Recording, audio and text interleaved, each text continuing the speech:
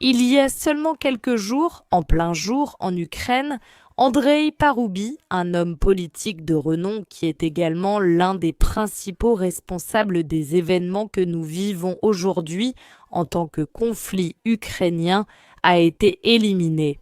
De manière générale, il est fondamental de connaître la vérité sur ce qui s'est passé, d'une part, les détails de son élimination, et d'autre part, bien sûr, qui était-il et de quoi est-il accusé ou devrait-il être accusé?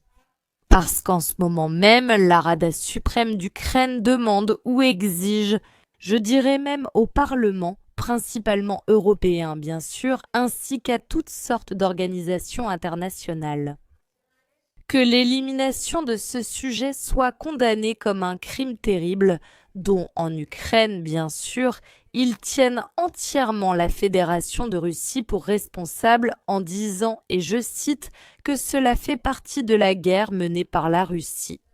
J'ai failli oublier de vous dire que, pour des raisons évidentes, je vais rassembler les images de l'événement lui-même dans une seule publication et les publier sur Telegram. Comme toujours, le lien se trouve dans un commentaire épinglé ainsi que dans la description de cette vidéo. Ma chaîne Telegram Liuzibaya ou à Liuzibaya tout est nain comme mes autres réseaux sociaux. On continue. Tout d'abord, les détails de l'élimination. Je le dis, bien sûr, à cause des algorithmes et à partir de maintenant, je vais n'utiliser que ce seul mot. Deuxièmement, un détail extrêmement fondamental. En connaissant vraiment l'illumination, celle de ce qui est arrivé à Andrei Paroubi, on peut pratiquement connaître toute l'histoire du conflit ukrainien lui-même. Juste quelques points qui ont déclenché la violence. L'Ukraine essaie maintenant de déformer ce récit car l'éliminateur lui-même a déjà fait ses premières déclarations. Comme détail intéressant, qu'est-ce que cela veut dire? Quoi? Celle qui est partie avec un nationaliste ukrainien convaincu qui semble avoir disparu et, eh bien, ils disent donc qu'il est tombé au combat dans la ville de Bakhmout. Et cela représente vraiment, d'une part, une tragédie personnelle et d'autre part, la tragédie de tout un peuple. Vous n'aurez pas la chance qu'on puisse vous tromper, alors voici la vérité. Il y a à peine quelques jours, en plein jour, Andrei Paroubi, l'un des idéologues du Maïdan. Ce que l'Occident considère comme la révolution démocratique qui a apporté le meilleur gouvernement à l'Ukraine et ce que la Russie considère comme le coup d'État qui a entraîné l'opération militaire spéciale en conséquence. C'est-à-dire Andrei Paroubi, l'un des responsables directs des événements du conflit, de la guerre civile qui a éclaté en Ukraine en 2014 et en fait, tout indique qu'il a absolument tout fait pour que cela éclate effectivement. Il a été éliminé, je le répète, dans les rues d'Ukraine en plein jour par un homme déguisé en livreur qui s'est approché de lui sur une sorte de vélo ou de moto électrique. Il a tiré 8 coups de feu, c'est-à-dire qu'il a tout fait pour s'assurer effectivement que sa victime ne puisse pas respirer une seule fois de plus.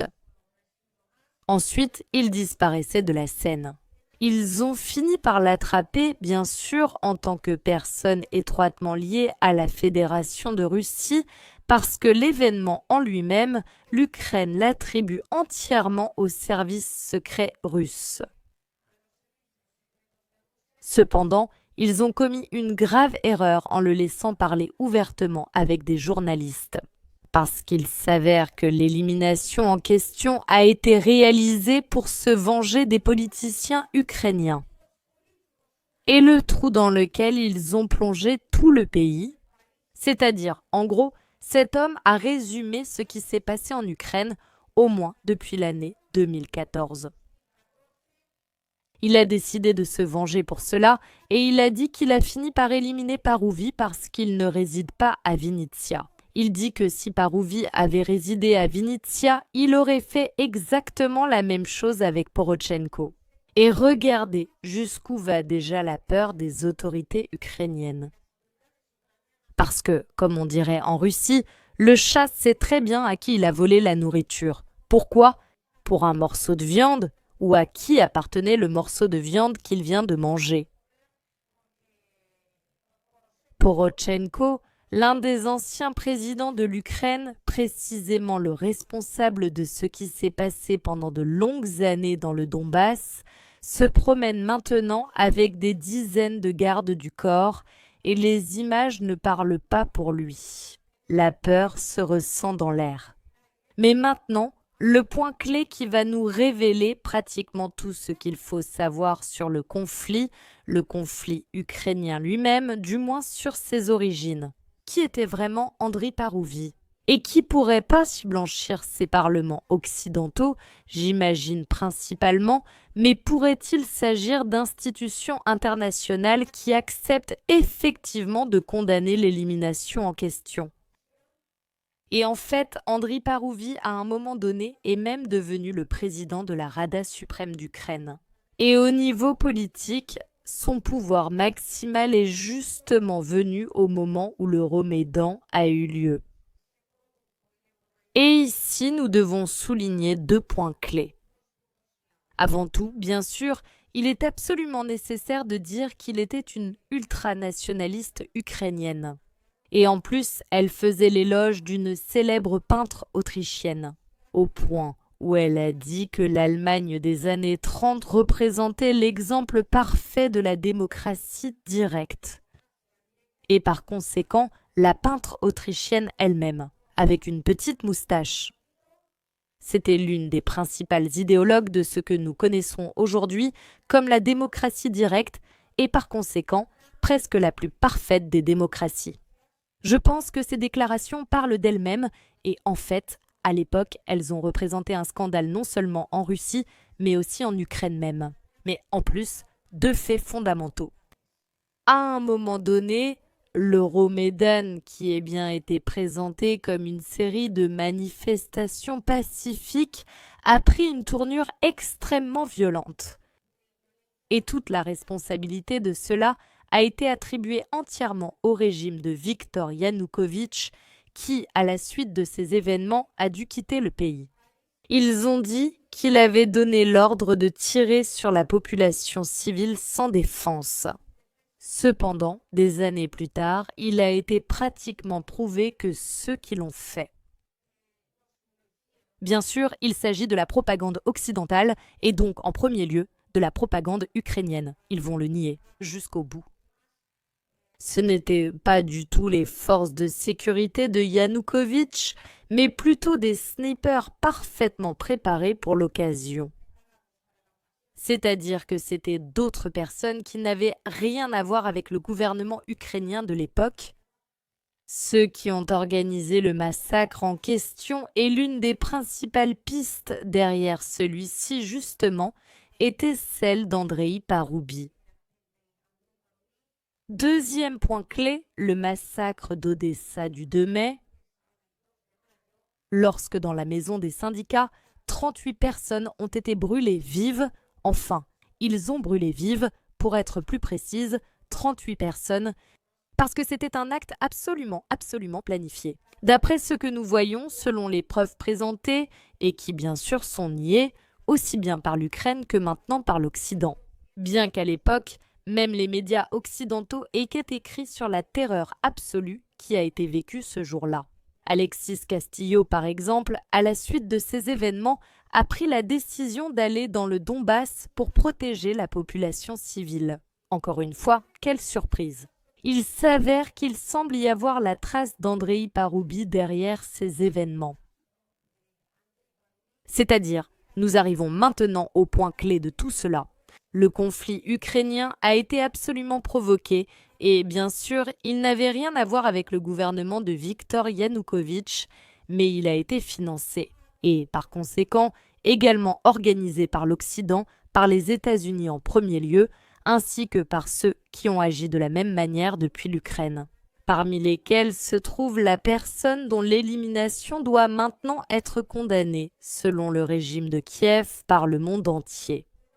Information très intéressante. Lorsque les journalistes ont demandé à l'auteur de ce crime si effectivement l'État russe était derrière ou s'il avait été menacé d'une manière ou d'une autre par la Russie. J'imagine que, à leur tour, pensait que je ferais marche arrière, que j'aurais peur, que je voudrais conclure un accord avec le gouvernement ukrainien et par conséquent que j'accepterais de tout mettre sur le dos de la Russie. Il a dit que pas du tout, qu'il avait agi seul et qu'il l'avait fait par vengeance. Pour ce que les politiciens ukrainiens parmi lesquels se trouvaient, ou je le répète Parouvi, ont fait à la population civile. Et l'un des points clés de tout cela, et très probablement la véritable raison du crime lui-même, c'est qu'il a dit qu'il espérait être condamné le plus rapidement possible et qu'il soit échangé, c'est-à-dire qu'il aille à la Fédération de Russie.